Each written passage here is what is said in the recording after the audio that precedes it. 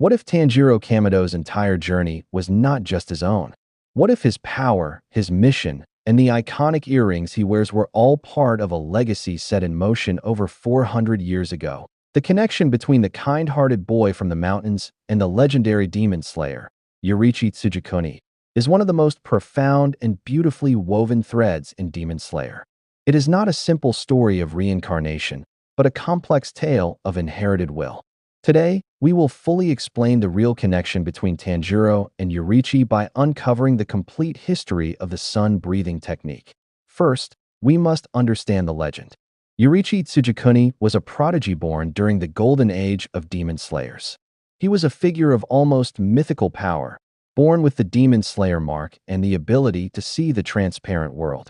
But his greatest achievement was the creation of the first and most powerful breathing style. Before Yoriichi, there were no breathing styles. He is the origin. By observing the natural world, he developed sun breathing, known as Hinakami Kagura. He realized that all elements, water, flame, thunder, stone, and wind, were subordinate to one ultimate power, the sun. The sun is the source of all life and the one thing demons cannot withstand. Sun breathing became the original source, the root from which all other breathing styles would later branch out as weaker derivatives. However, Yoriichi's life was marked by tragedy. He failed to kill Muzan, allowing the Demon King to escape. He was exiled from the Demon Slayer Corps. His own twin brother, Michikatsu, consumed by envy, became a demon, the Upper Moon One, Kokushibo. Yoriichi lost everything and lived his final years as a lonely, wandering old man. But his story does not end there. In his final years, Yoriichi met a man named Sumiyoshi Kamido. This man was not a warrior, but a kind and humble coal burner. He offered Yoriichi genuine friendship without fear or awe. Touched by this kindness, Yoriichi entrusted Sumiyoshi with his legacy.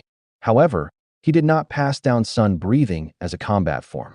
Instead, he performed its 12 forms as a ceremonial dance, a kagura, dedicated to the fire god. He asked the Kamido family to pass this dance down through the generations, so that a part of the sun would never die. This was a masterstroke. For centuries, the Kamido family performed the Hinakami Kagura as a sacred tradition, a dance to be done from sunset to sunrise to ward off illness. They had no idea they were preserving the world's most powerful swordsmanship. By disguising it as a cultural dance, Yoriichi hid his technique in plain sight, keeping it safe from Muzan's radar while the Demon Slayer Corps and its derivative styles were constantly hunted. This brings us to Tanjiro, the inheritor of this will. The connection is not one of blood, but of legacy, and it is proven through several concrete links. The first and most obvious link is the Hinakami Kagura itself. When Tanjiro had no other way to save his sister Nezuko, he instinctively used the dance his father taught him. He unknowingly activated the true sun breathing, beginning his journey as Yoriichi's true successor. The second link is the Hanafuda earrings. These are not simple family heirlooms. They are the direct symbol of Yoriichi's successor. Muzan Kibutsuji recognizes them instantly, and they trigger a deep, primal fear in him, because they are the same earrings worn by the man who nearly killed him. The third link is their physical and spiritual resemblance. Multiple characters, including Muzan and Kokushibo, see Yoriichi and Tanjiro. They note the similar fighting spirit and appearance. This is not literal reincarnation, but an echo of a similar soul manifesting in a similar vessel. Finally, Tanjiro awakens the same innate abilities Yoriichi possessed.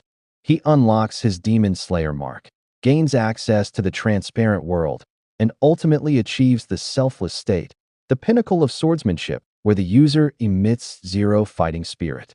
These are not just learned skills. They are awakenings that prove Tanjiro is walking the exact same path as the first user. But beyond the techniques and the symbols, the deepest connection is thematic. Both Tanjiro and Yoriichi are defined by a powerful duality, immense kindness and righteous rage. Yoriichi was a gentle man who wept for the demons he killed, yet held an unwavering fury against Muzan's evil. Tanjiro is the same. His core trait is his empathy, his sorrow for his enemies. But when his family is threatened, that kindness ignites into a solar fury.